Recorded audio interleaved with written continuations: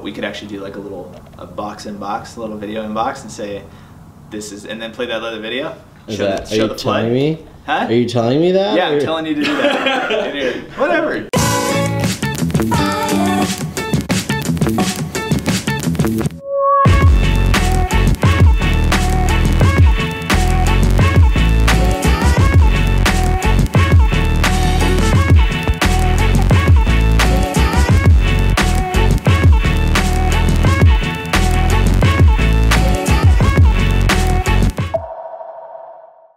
All right, so almost 2 months ago, our hot water heater in our kitchen leaked, exploded. I don't know what happened. It leaked. The bottom line is that actually it flooded the entire office, literally almost 2,000 square feet all the way towards the front door. We could actually do like a little box inbox, a little video inbox, and say this is, and then play that other video. Show the flood. Are you telling me? Huh? Are you telling me that? Yeah, I'm telling you to do that. It basically flooded a pretty solid amount. There were only 3 rooms that weren't affected in the entire building. And so that happened a few months ago. And since then, it's been consistent with things just breaking down. They've had to rip all the baseboards off. We spent almost 3 weeks with literally loud fans blowing. Then they had to break into the walls and they found, mold in the walls, had to repair all that stuff. Like, it's just been crazy.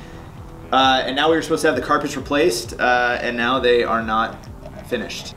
The installation is terrible, and I keep looking here because there's like this terrible seam running through the middle of the room. There's another one right over here. It's just terrible installation. They didn't even come close to finishing.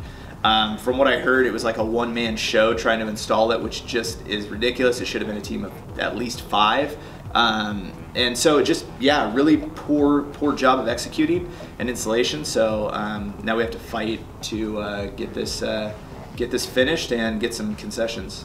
This is actually a big deal, right? So we have to send the whole staff home. People commuted to work, so they have to turn around and go back. That's a problem. We're not able to get things done. The video editing team needs their desktops to be able to sit down and actually get their work done. And we can't actually provide them that, so we're gonna lose out on a lot of work today.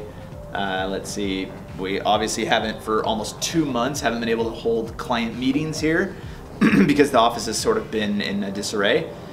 And it's a hit to the morale. It's a total pain in the ass. We've had issues with this building really since we got into it. It's nice when it's all fixed up, it looks real pretty, but at the same time, this has been a train wreck. Every repair has been a problem, and this looks worse than it did right after it flooded. So now I'm dealing with the property managers, the landlord, to deal with rent concessions, negotiate repairs. There's actually a lot other damage that was done because the installers were terrible. If I knew the business name, I would tell you, so you never use them, but I don't know who they are. So the entire office, other than these knuckleheads, are gonna go home and work from home because there's nothing we can do here. We don't have any internet. Well, I reconnected really quick, but it's gotta get disconnected again so they can work. But there is no, nothing's hooked up, so we have no electrical for our workstations. This is a train wreck. Here's some advice to anybody getting into business. First of all, if you don't have to take out an office lease, don't. That would be my first thing. If you can have everybody work remote, that would be awesome. Unfortunately, we need people here. This is just how our business operates.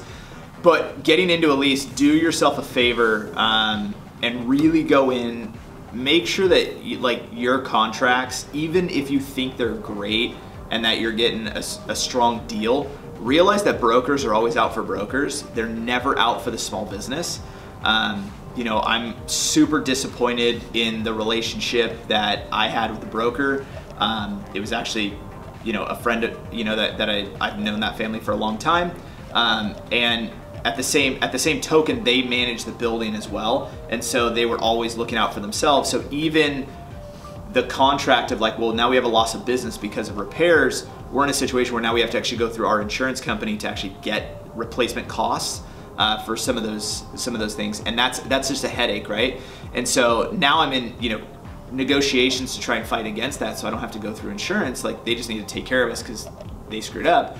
But you realize that businesses are out for themselves for the most part, right? So when you find a company that's, that's really out for the client, like that's who you want to attach yourself to, just in business in general. And that's why 0 hour, like that's one of our philosophies. If we ever see an opportunity to go above and beyond for a client, like that's something that we do just because it's who we are, it's part of our integrity. But realize that for the most part, especially in real estate negotiations, people are out for themselves. So if you have to take out an office lease, you need to make sure that you really account for everything. The potential that this, a flood could happen, damage, repairs, things like that, that could end up costing you a lot of money. You need to make sure that you have a concession in there where you can get taken care of.